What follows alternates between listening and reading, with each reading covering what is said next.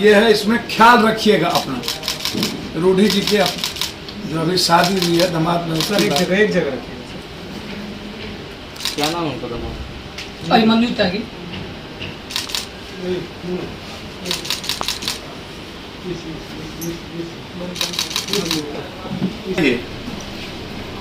तीसरा भी ऑडियो है जिसमें कह रहे हैं कि बहुत जल्दी मरेगा पप्पू यार। अभी उसको हम लास्ट बाद में दिखाएंगे। कौन धमकी दे रहा है? रूढ़ी जी खुद उनका आवाज ये अभी नहीं दिखाएंगे, ये आपको कल या परसों आपको सुनाएंगे। तो वो FIR करेंगे क्या जी? उस मामले में FIR करेंगे वो? आप FIR करिए। इनको लगातार, हमको क्या जरूरत है? वो करेंगे। नहीं ये करेंगे, धमकी मिल रहा है, ये करेंगे। अब इनको धमकी मिल रहा है मारने का, बेचारा उनके घर के बगल, ये उनका कहाँ घर है? मेरा पुरानी पट्टी घर हुआ, उनका घर से दोनों का दीवार सटा हुआ है। दोनों का दीवार सटा हुआ। बताइए। दोनों आदमी का घर, इनका घर बाएं साइड में, इनका दाएं साइड में, बस एक रोड जो गांवी रोड होता है उसका अंतर है। और इतनी धमकी मिल रही है कि कभी भी इनकी जान का खतरा है। हम लोग तो बस एम्बुलेंस दिखाने गए थे, वहाँ पे कुछ नहीं हुआ। हम लोग गए हैं, पत्रकार जो भी गए हैं, पत्रकार 3-4 पत्रकार थे, मनोज सिंह, पंकज मिश्रा और कुलदीप महासेठ जो कि लोकल पत्रकार है वहाँ के। उन लोगों से आप पूछ लीजिए या फिर वहाँ के ग्रामीण लोग से पूछ लीजिए। आप कुछ भी हम लोग एक शब्द कुछ बोले हो, वहाँ के लोग उल्टे से बोल रहे थे। हम लोग बोले कि भैया हम लोग देख के चले जाएंगे। हम लोग देखे हैं, तुरंत निकले हैं। उसके बाद 24 घंटे बाद वो लोग केस किए हैं। 24 घंटे के बाद केस 24 घंटे के बाद होगा।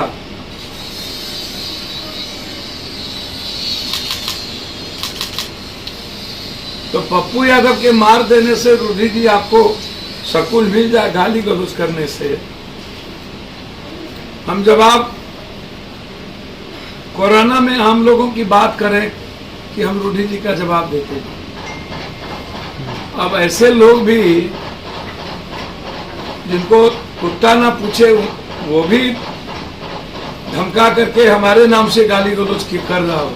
तो चलिए, मैं सिर्फ इतना कहूंगा कि सरकारी सारे एम्बुलेंस चल रहे हैं। सरकार अविलंब 72 घंटे के अंदर एम्बुलेंस के चलते जो मौत हुई है उस पर केस करे, एम्बुलेंस को सड़कों पर लाए।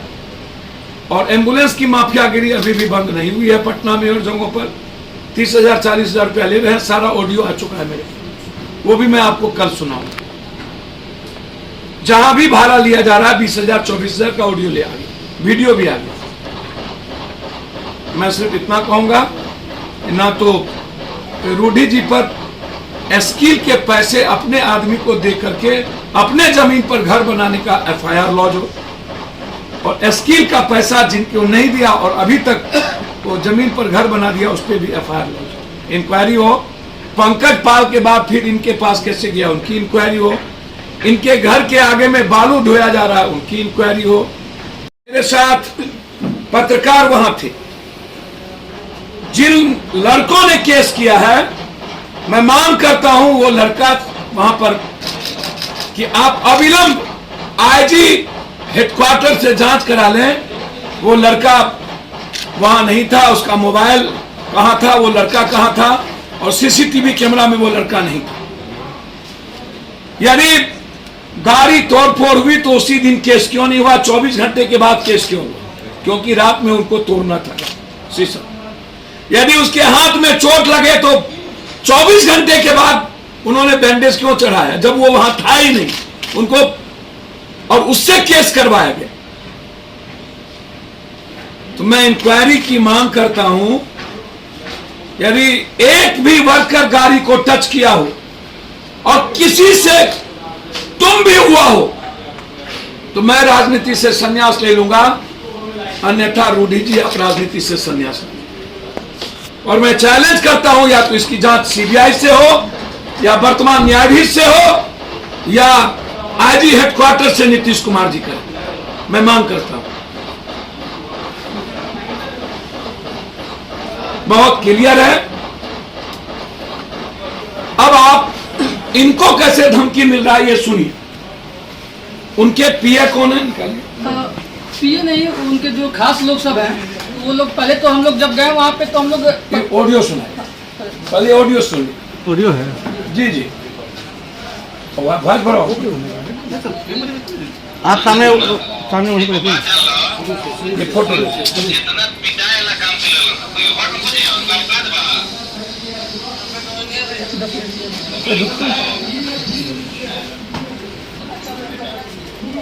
बस मैं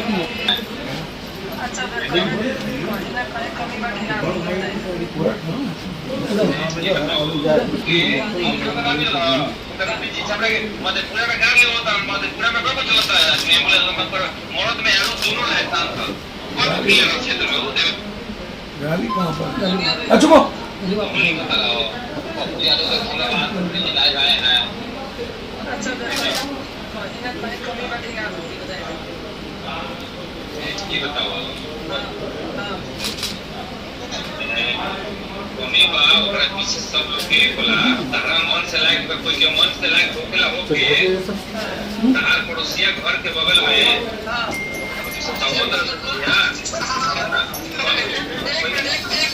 नहीं हम ना अच्छा आपके मन के लायक जो भी होगा वो बगल में आपको देखना चाहेगा देखिए सबका ये नहीं बगल का आप लोग क्या करता है इसके चक्कर में छोड़िए नहीं आपके बगल मेरा बचपन सुनिए जैसे कि आपको भी पता है छपरा जिला में सबको पता है कि पप्पू यादव सबसे खास हमें यहाँ पे ठीक है ना और आपको हम हमेशा फोन करते हैं आप परसों काम था हमको फोन किए कि नहीं उम्मीद तो ना किए क्योंकि लोग यकीन नहीं करेंगे ना नहीं पप्पू यादव के खास पर की बात हम जब नहीं तो पप्पू यादव के खास पर पप्पू यादव रॉन्ग डायल कर दिए अभी तक उनको हम लोग बहुत मानते थे रॉन्ग डायल का बात है बताइए ना सुनो ना बताओ तो रॉन्ग डायल के बात नहीं का था वो साले चुतिया मादर चौथ के सुनो ना अगर सुनते तो गालियां देती खूब चुतिया मादर चौथ के हम जो नाम मिल रहा उनका पीछे छपरा के मधेपुरा में गाड़ी होता है मधेपुरा में कब चलता है एम्बुलेंस में पर मौत में यार दोनों रहे सांसद कोई को क्लियर है क्षेत्र में वो देवे लगी लंबा लंबा घूमता है तो चोर तिहार जेल में बंद रहे साला सजा याफ्ता आदमी उसको चल नहीं हो रहा था क्या बात करेगा वो हाँ बोलिए हाँ बोला ना और क्या अरे गाली देंगे खूब गाली देंगे उसको हम नहीं सुनेंगे आप दीजिए कर देना हाँ मत दीजिए फिर सामने मत दीजिए हाँ ना सुना देखो बात जान लो बोलिए ना जितना पिटाए ला काम के लिए कोई घर में बुझे उनका औकात बा जानकारी दे क्या ना चाइलेंज उसमें है ना चाइलेंज है तो कह क्या है ना चोरी चुप के क्या आता है ना तो अगर उसको नेतागिरी करना है तो कह क्या है ना खुला चाइलेंज है केवल बाण मधे पूरा जतन साहबुद्दीन की यहाँ भेंट करे सलाह सदा वो साहबुद्दीन की यहाँ जिससे क्या बात करते हैं किससे भेंट करने जा रहा था टॉपिक पे ये कहा साहबुद्दीन टॉपिक की बात कर रहे हैं ना भला इस बार जो खास बने ना सबसे बड़ी बात नहीं आपको फोन नहीं करते आपको फोन नहीं करते नहीं सुनिए आपको बताते हैं आप ये इसका बताइए फोटो देख लीजिए ये है पटना में भी है पटना में अभी है प्रताप चंद्र के घर में क्या नाम है इनका पप्पू? बबलू चौधरी। सामने दिखाइए सामने सामने। फोटो बड़ा करिए फोटो को बड़ा करिए ये बबलू चौबे जी हैं ये माँ बहन पप्पू यादव को और औकात बता देंगे दिखा देंगे उसी को डबल क्लिक कर देंगे बड़ा इनको गाली दे करके लीजिए ना भैया छुइए ना बड़ा हो जाएगा क्या बड़ा किस मोबाइल में रहा है? पप्पू जी के सामने दिखाइए। अब ये सर सामने देखिए। अब इनके तरफ हमारे लोग माँ बहन तो नहीं करेंगे आगे लेने जाएंगे हमारे माँ बहन को गाली देने से एम्बुलेंस मिल जाए। अब इनको क्या धमकी दिया आज रूडी जी के दामाद ने इनको क्या लिखा है वो दिखाए संभल के रहिए अपने दामाद अभी मैसेज किया हिसाब से रहिए अपने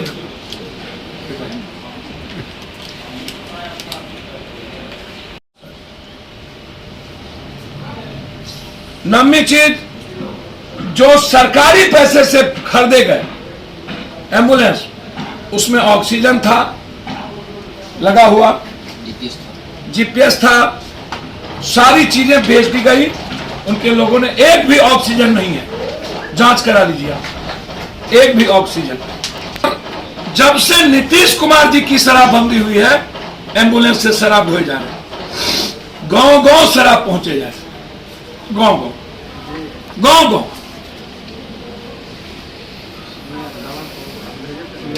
जो बालू का ढोया हुआ है वो उनके घर के आगे का है। जांच कर लीजिए, उनका रोड जांच कर लीजिए, घर को जाके देख लीजिए। हम देश के सारे पत्रकार और वर्तमान जज से इंक्वायरी की मांग करते हैं।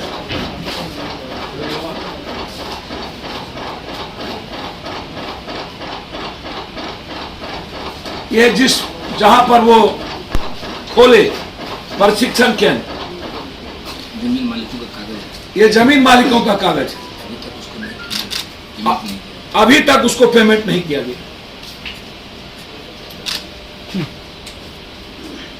उम्रावती देवी, ये कागज आप लोग को अभी हम भेज देंगे, उस पर स्किल, ये कंपनी है। ये कंपनी है, इसी कंपनी के नाम से स्किल बना। ये कंपनी उनके निजी आदमी का है, सारे पैसे उनके कंपनी ने उठाए, मुंबई से जो बंबई के प्रभारी थे और बंबई से ही लाया गया। यह है अशोक सिंह और एक है दामोदर सिंह। अशोक सिंह, दामोदर सिंह और देवी, तीनों की जमीन का 1 रुपया नहीं दिया गया।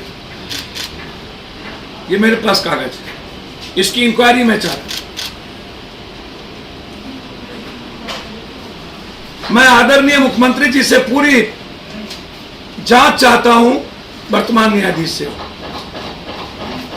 मैं आदरणीय मुख्यमंत्री जी से जांच चाहता हूं कि पंकज पाल डीएम 2002 के बाद जब एम्बुलेंस ले लिए तो फिर रूढ़ी जी के पास एम्बुलेंस कैसे गया? उस एम्बुलेंस का जीपीएस से लेकर के ऑक्सीजन सिलेंडर कहां गया? और इतने दिन ड्राइवर को किसने तनख्वाह दी? और बालू भरने वाला वो जगह रूढ़ी जी के घर के आगे का है, वो जांच अभी करिए और एफआईआर लॉन्च करिए। पदाधिकारी रेमडेसिविर को बेच रही है। लगभग बड़े अस्पतालों में 78-90 रेमडेसिविर भेजा जाए। अंतिम चीज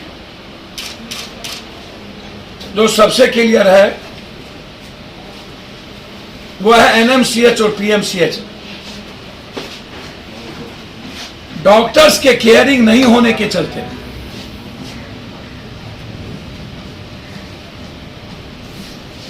रात में कोई भी व्यक्ति डॉक्टर्स को, पेशेंट को नहीं टच करता है। आज 26 साल का लड़का ऑक्सीजन नहीं रहने के चलते उसकी मौत हो गई। उसकी मां लिपट के रोती रह गई, हम जा करके भी नहीं बचा पाए। जा करके भी नहीं बचा पाए।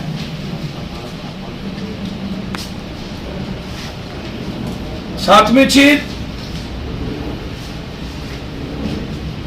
मैं जानना चाहूंगा, 2002 में रूढ़ी साहब का सारा एम्बुलेंस डीएम पंकज पाल ने उठा के ले गए थे, क्योंकि रूढ़ी साहब के एम्बुलेंस के बारे में पाल साहब ने साफ लिखा है। आज अखबारों में कई सोशल मीडिया पर लिखित क्लियर है कि उन्होंने कहा था कि एम्बुलेंस निजी कामों में लगाए जाते हैं और ये ऑथोरिटी नहीं है, इसलिए उन्होंने लगा ली। अंत में राबड़ी देवी जी से मिलकर के 7 दिनों के बाद पंकज पाल डीएम का ट्रांसफर रूढ़ी जी ने करवा दिया। हम उसकी भी जांच चाहते कि क्या सांठगांठ। पहली बात है कि 11,000 करोड़ जो प्राइम मिनिस्टर साहब फंड्स थे, उस फंड से 500 वेंटिलेटर, 600 वेंटिलेटर बिहार आया था। वो सारा वेंटिलेटर सड़ गया, बंद हो गया। दरभंगा का वेंटिलेटर रूम टेक्नीशियन के अभाव में और बिजली लगाने के अभाव में बंद हो गया। एक भी वेंटिलेटर, 500 वेंटिलेटर विभाग पर केस हो, स्वास्थ्य विभाग के पदाधिकारी पर, और जहां जहां ये वेंटिलेटर गई है वहां के पदाधिकारी पर एफआईआर लॉन्च होना चाहिए, क्योंकि ऑक्सीजन के चलते जो लोग मरे हैं वेंट के चलते, उस पर 302 का मुकदमा लगा परिस्थिति। एक दूसरी चीज, सिलेंडर सरकार के अस्पतालों में फेंका हुआ है, जिसको मैंने ट्वीट किया, गर्दनी बाग भी है। इस तरह लगभग जगहों पर सिलेंडर और ऑक्सीजन के चलते लोग मर रहे हैं और सिलेंडर फेंका हुआ है, कोई पूछने वाला नहीं है। उस अस्पताल पर के प्रभारी पर 302 का मुकदमा लगना चाहिए। तीसरी चीज, दरभंगा DMCH या बक्सर, लगभग जगहों पर सरकारी अस्पतालों में एम्बुलेंस जो खरीद के दिए थे लोग, वो आपको आश्चर्य होगा, पदाधिकारी या सरकार के पैसे, जनता के पैसे या MP लैट्स 32 लाख का एक एम्बुलेंस जस का तस फेंका हुआ। तीसरी चीज,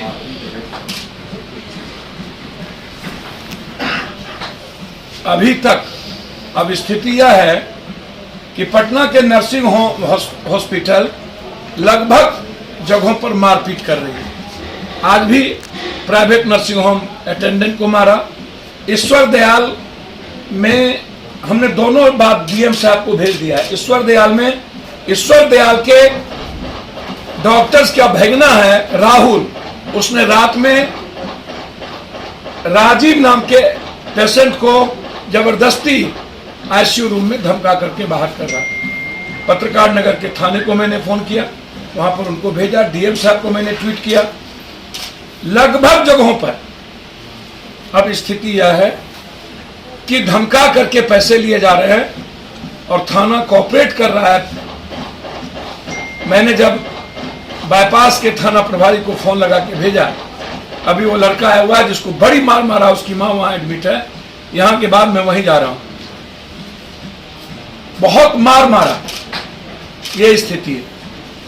वो PMCH मैंने बातचीत की उसको मां को ले जाने के लिए, बोला तुमको PMCH नहीं ले जाने देंगे। PMCH ने कहा लेके आइए। गरीब लड़का है, हालात अच्छे नहीं है। चौथी चीज,